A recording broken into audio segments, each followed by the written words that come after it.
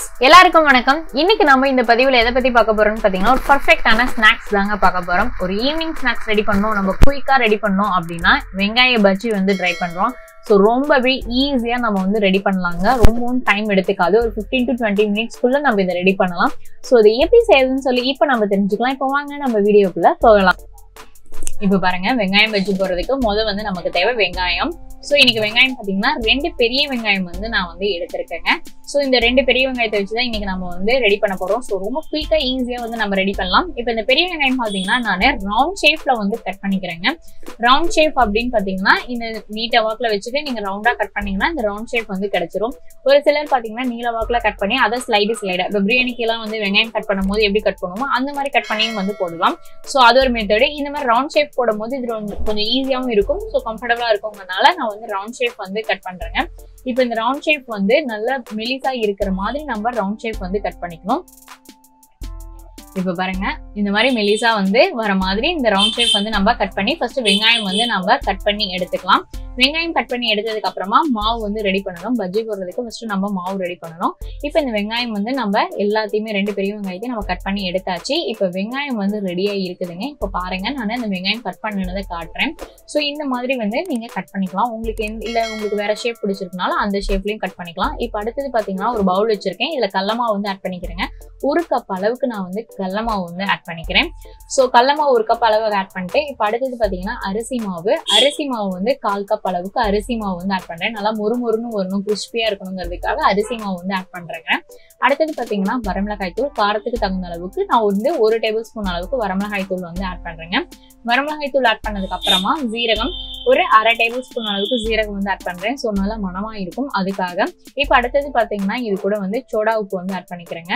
So நல்லா புஷ்ஷுன்னு வரும் அப்படிங்கிறதுக்காக நான் வந்து சோடா உப்பு வந்து ஆட் பண்ணிக்கிறேன். அது வந்து சிட்டிகை கணக்குல நீங்க ஆட் பண்ணீங்கன்னா போதும். அடுத்தது பாத்தீங்கன்னா ஒரு சிட்டிகை அளவுக்கு மஞ்சள் தூளும் வந்து ஆட் பண்ணிக்கிறோம். இப்போ இது எல்லாத்தையுமே ஆட் பண்ணிட்டு ஃபர்ஸ்ட் தண்ணி ஊத்தாம நல்லா ஒன்னோடு ஒண்ணு வந்து நல்லா மிக்ஸ் பண்ணி விட்டுலாம். நம்ம எடுத்தோடனே தண்ணி ஊற்றும் போது அங்கங்க வந்து இதா இருக்கும். ஸோ அதனால ஃபர்ஸ்ட் தண்ணி ஊத்தாம நல்லா வந்துட்டு மசாலா எல்லாமே வந்து ஒன்னோட ஒண்ணு மிக்ஸ் ஆகிற அளவுக்கு நம்ம நல்லா ஒன்னோட ஒண்ணு மிக்ஸ் பண்ணிடலாங்க.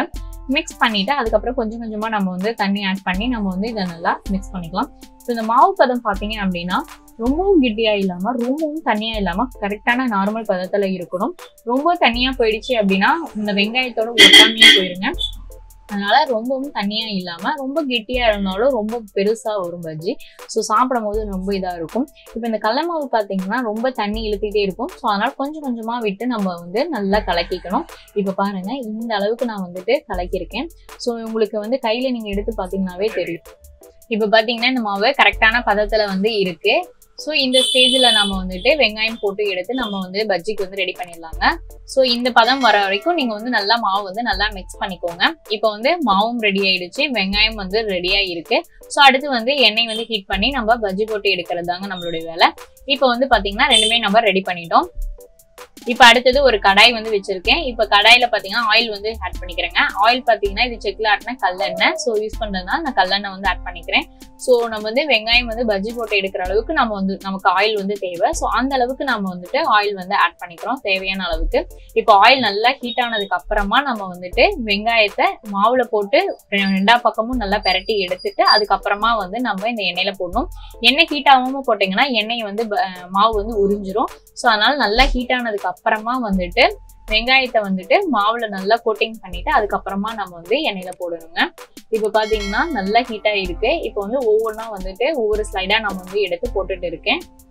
இப்ப போட்டதுக்கு அப்புறமா முன்னாடியும் பின்னாடியும் வந்து நல்லா பொன்னிறமா மாறுற அளவுக்கு நம்ம வந்து விடணும். இப்ப பாருங்க, முன்னாடியும் பின்னாடியும் பொன்னிறமா மாறுற அளவுக்கு நம்ம ஒவ்வொரு பஜ்ஜியா வந்து நம்ம திருப்பி விடுறோம்.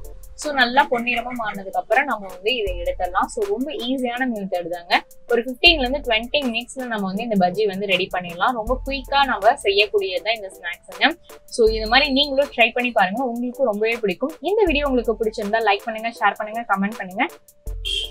இப்ப பாருங்க, நல்லா பஜ்ஜி வந்து கிறிஸ்பியா வந்து இருக்குங்க. இப்ப அதை வந்து நான் 2ஆ வந்து உடைச்சு காட்டுறேன். ரொம்ப கிறிஸ்பியா ரொம்ப சாஃப்டா வந்து இருக்கு. ஸோ சாப்பிட்றதுக்கு ரொம்பவே நல்லா இருக்குங்க. நீங்களும் இந்த மாதிரி ட்ரை பண்ணுங்க. இந்த மாதிரி உங்களுக்கு புது விதமான ரெசிபிகள் வேணும்னா கண்டிப்பா நம்ம சேனலை சப்ஸ்கிரைப் பண்ணிக்கோங்க. கூட ஒரு பெல் ஐகானையும் பிரஸ் பண்ணிக்கோங்க. ஓகே ஃப்ரெண்ட்ஸ், மேலும் ஒரு வீடியோன்னு சந்திக்கிறேன். நன்றி, வணக்கம்.